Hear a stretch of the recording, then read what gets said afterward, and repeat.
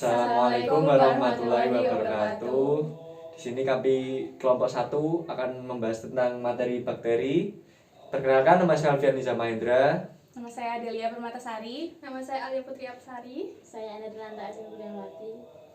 Baik, habis ini kami akan mempresentasikan hasil diskusi kami tentang bakteri. Baik, yang pertama ada definisi dari bakteri itu sendiri. Bakteri merupakan organisme sel tunggal yang tidak memiliki membran inti dan memiliki informasi genetik berupa DNA serta memiliki ukuran mikroskopik. Untuk ciri-cirinya, yang pertama dia berukuran kecil, terdiri dari satu sel atau uniseluler, tidak memiliki membran inti atau prokaryotik. Ukuran tubuh berdiameter 0,1 sampai 1 mikron dengan panjang 1 sampai 20 mikron. Hanya dapat dilihat melalui mikroskop. Hidup berkoloni atau secara soliter. Bersifat kosmopolit atau berhabitat luas. Memiliki dinding sel. Dan beberapa jenis mikroorganisme ini bisa membentuk endospora pada kondisi lingkungan yang kurang menguntungkan. Baik, yang selanjutnya ada pewarnaan gram. Pewarnaan gram sendiri merupakan prosedur pewarnaan diferensial yang dapat membedakan jenis bakteri berdasarkan reaksi yang timbul pada struktur dinding sel selama prosedur pewarnaan. Nah, pewarnaan gram sendiri dibagi menjadi dua jenis, yaitu ada bakteri gram negatif dan bakteri gram positif. Bakteri gram negatif sendiri merupakan bakteri yang memiliki lapisan peptidoglikan tipis dan dinding sel yang mampu menyerap warna merah. Contohnya ada bakteri bergenus Streptomyces, yang selanjutnya Streptococcus dan Mycobacterium tuberculosis. Yang selanjutnya ada bakteri gram positif, yaitu merupakan bakteri yang memiliki lapisan peptidoglikan tebal dan dinding selnya mampu menyerap warna violet. Contohnya seperti bakteri ungu, Enterobacteria, Vibrio, dan lain-lain. Nah, cara membedakannya ada 4 cara, yaitu yang pertama ada pemberian zat warna kristal violet, yang kedua ada pemberian larutan iodin, yang ketiga ada pencucian dengan alkohol, yang terakhir ada pemberian zat warna safronin. Selanjutnya adalah struktur pada bakteri. Dapat dilihat dari bagian terluar bakteri ini, pertama adalah ekornya, yaitu flagellum bakteri. Kemudian bagian menonjol ini adalah pili. Lalu yang berwarna merah ini adalah kapsul. Kemudian warna kuning ini dinding sel. Lalu ini membran plasma. Cairan berwarna biru ini adalah sitoplasma. Kemudian bintik ini adalah ribosom. Yang berwarna merah kecil ini adalah plasmid. Dan yang terakhir adalah nukleot atau DNA sirkuler. Selanjutnya, bakteri mempunyai peran yang menguntungkan dan merugikan. Peran bakteri yang menguntungkan biasanya terdapat pada bidang industri makanan, kesehatan, dan pertanian. Sedangkan peran bakteri yang merugikan itu adalah bakteri-bakteri yang dapat menyebabkan penyakit pada manusia. Contohnya adalah bakteri Vibrio chlorella, kemudian bakteri E. coli, Clostridium tetani, dan Mycobacterium tuberculosis. Baik, selanjutnya yaitu jenis bakteri berdasarkan bentuk. Yang pertama yaitu koki, antara lain yaitu Coccus, Diplococi. Selanjutnya yaitu Diplococi encapsulate pneumococcus. Terus selanjutnya Streptococi. Selanjutnya Sergina, Tetrad, dan Staphylococcus. Yang kedua yaitu Bacilli, yang terdiri dari Coccobacillus, Bacillus diplocilli, Streptobacilli, dan Palisades. Selanjutnya yaitu bakteri lainnya yang terdiri atas Enlarged Root Fusobacterium, Comus from B. della Vibrio, Culprot Corynebacteriaceae. Selanjutnya Helical from Helicobacter pylori. Selanjutnya Corkscrews from Borrelia burgdorferi, Spiroxete, dan Filamentos. Dan yang terakhir yaitu Budding and Appendage Bacteria yang terdiri atas Hipa dan Staph. Ya, bakteri yang pertama adalah bakteri Escherichia coli atau sering disebut dengan nama E. coli. Jadi, bakteri ini adalah sejenis bakteri yang umum ditemukan di dalam usus manusia yang sehat. Bakteri E. coli sendiri terdapat beberapa jenis. dan kebanyakan dari bakteri ini tidak berbahaya. Meski demikian, sebagian di antaranya bisa menyebabkan keracunan makanan dan infeksi yang cukup serius.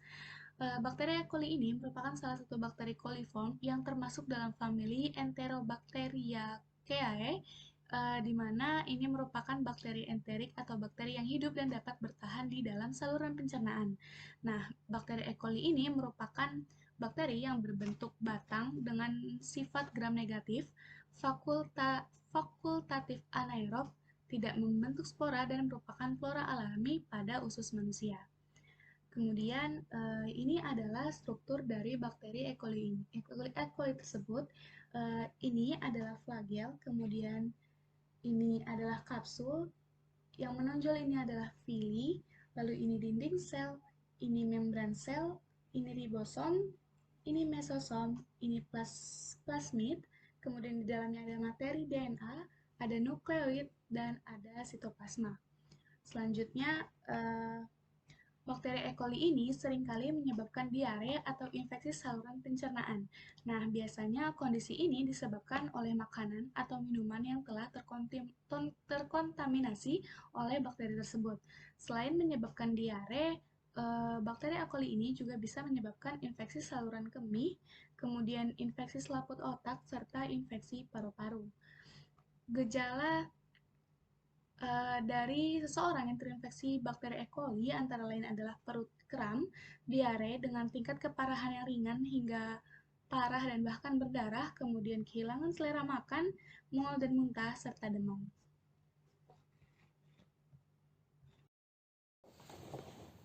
Baik, di sini saya akan menjelaskan materi tentang bakteri Vibrio cholerae. Ini posternya. Ya, jadi bakteri Vibrio cholerae sendiri adalah bakteri gram negatif yang berbentuk koma atau batang yang melengkung dan bersifat motil atau dapat bergerak, memiliki struktur antogenik dari antigen flagellar H dan antigen somatik O, gamma proteobacteria, mesofilik, dan chemoorganotroph. Ini gambar dari Vibrio cholerae dan struktur-strukturnya, yaitu mulai dari luar ada ini yang membungkus kapsul, terus masuk lagi ke dalam ada membran luar, setelah itu masuk lagi semakin dalam peptidoglikan, setelah itu lapisan terakhirnya yaitu ada membran plasma. Nah, di sini ada bintik-bintik kecil ini ribosom, setelah itu cairan biru ini bernama sitoplasma, setelah itu bintik-bintik biru gelap ini namanya nukleoid atau yang biasa disebut DNA. Nah, bakteri Vibrio cholerae ini biasanya hidup di alam bebas seperti sungai, danau, sumur, air payau, air asin, di mana mereka lebih mudah menempel pada cangkang kepiting, udang, dan kerang lainnya, pokoknya yang mengandung kitin. Nah, setelah itu bakteri Vibrio cholerae sendiri ini menyebabkan penyakit kolera. Dan bagaimana cara penyebarannya? Cara penyebarannya melalui air dan makanan yang telah terkontaminasi oleh bakteri kolera sendiri. Nah, apa sih gejala-gejalanya? Baik, gejala dari penyakit kolera yaitu ada tinja penderita cair dan pucat keputihan seperti susu dan air bekas cucian beras. Setelah itu ada dehidrasi, mual, muntah, dan kram perut. Nah, di sini ada yang membedakan antara penderita kolera dewasa dan anak-anak, di mana penderita kolera anak-anak cenderung lebih parah daripada orang dewasa, dikarenakan anak-anak yang terkena penyakit kolera ini rentan terkena gula darah rendah atau yang biasa disebut dengan hipoglikemia yang menyebabkan kejang dan penurunan kesadaran. Oke. Baik, selanjutnya yaitu bakteri Clostridium tetani. Apa sih bakteri Clostridium tetani itu? Clostridium tetani merupakan bakteri gram positif anaerob yang ditemukan pada tanah, lumpur, serta kotoran hewan maupun pada kotoran manusia. Dan bakteri ini berbentuk batang dan memproduksi sebuah spora yang memberikan gambaran seperti stick drum dan memiliki ukuran 0,4 hingga 0,6 kali 2 hingga 5 mikron dan bersifat motil karena memiliki sebuah flagela. Bakteri Clostridium tetani tumbuh pada biakan umum dengan suasana anaerob dan suhu optima 37 derajat Celcius. Dan spora Clostridium tetani ini bersifat sangat resisten. Mengapa? Karena dapat tahan bertahun-tahun dalam keadaan terlindungi oleh sinar matahari. Dan jika bakteri ini menginfeksi luka bersamaan dengan benda lain, maka bakteri ini akan masuk dan mengeluarkan sebuah toksin yang biasa disebut dengan tetanus plasmid. Selanjutnya yaitu penyebab. Clostridium tetani ini adalah sebuah bakteri yang dapat menyebabkan sebuah penyakit, yaitu penyakit tetanus. Tetanus adalah suatu toksemia akut yang disebabkan oleh neurotoksin yang ditandai dengan kekuatan otot dan spasme yang berat, tanpa penyebab yang lain, serta terdapat riwayat luka atau kecelakaan sebelumnya. Selanjutnya yaitu cara penularan. Pertama, bakteri Clostridium tetani dalam bentuk spora masuk ke dalam tubuh melalui luka terbuka. Selanjutnya, spora berubah menjadi bentuk vegetatif apabila lingkungannya memungkinkan atau anaerob obligate. Selanjutnya, sel-sel vegetatif ini akan menghasilkan sebuah toksin, dan toksin akan diabsorpsi melalui pembuluh limfe, lalu ke sirkulasi darah, kemudian ke susunan saraf pusat. Selanjutnya, toksin berikatan dengan reseptor pada membran prasipnatik neuron motorik. Selanjutnya, toksin bermigrasi melalui sistem transport aksonal integrate ke badan sel neuron, lalu ke medula spinalis ke batang otak. Selanjutnya, toksin berdisfusi ke bagian terminal sel inhibisi, termasuk interneuron presinergik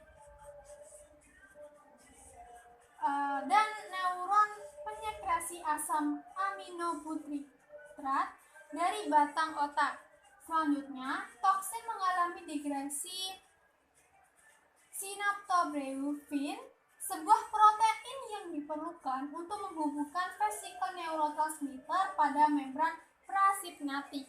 Selanjutnya, pelepasan glisin inhibisi dan asam aminobutritrat dihambat dan neuron motorik tidak dihambat.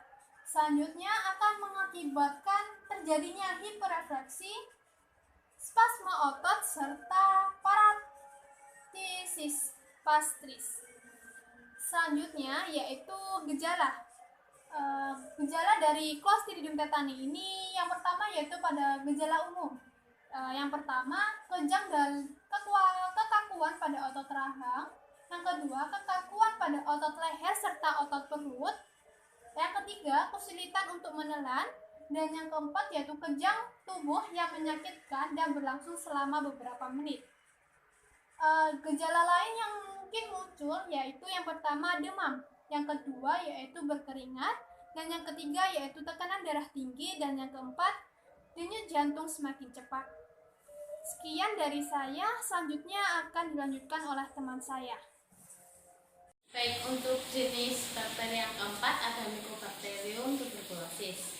Bakteri ini memiliki bentuk batang lurus atau sedikit melengkung, yang panjangnya 1 sampai 4 mm dan lebarnya 0,2 sampai 0,6 mm.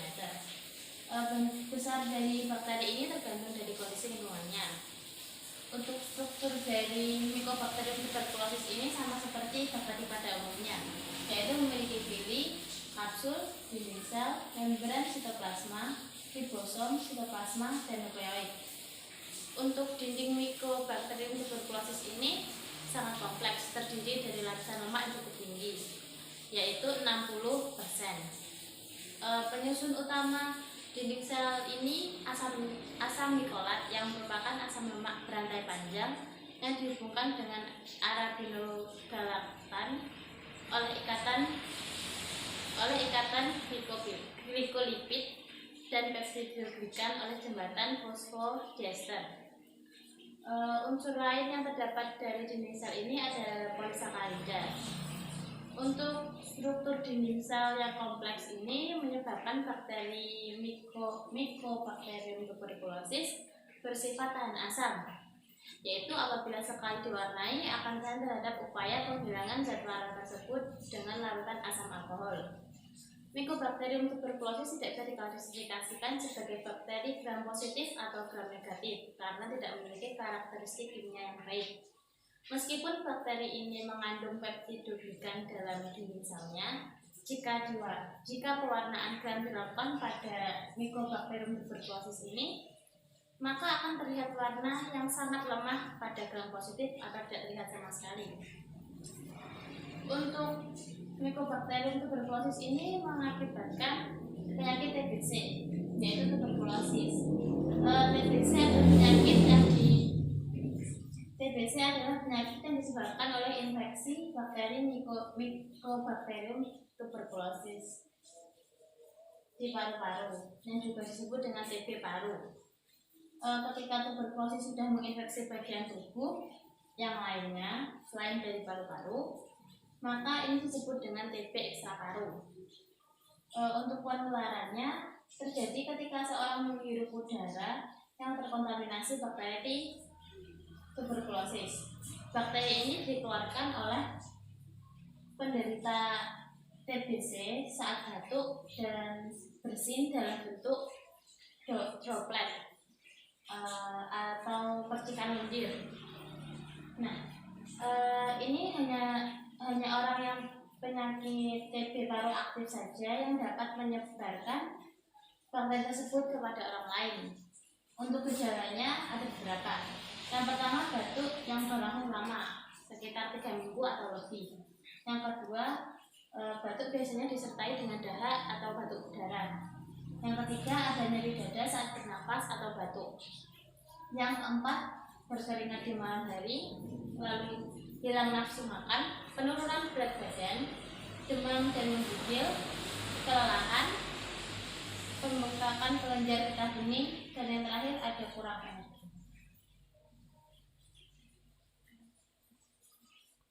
Sekian pemaparan dari kelompok kami. Bila ada salah kata mohon dimaafkan. Wassalamualaikum warahmatullahi wabarakatuh. Terima kasih. Yes.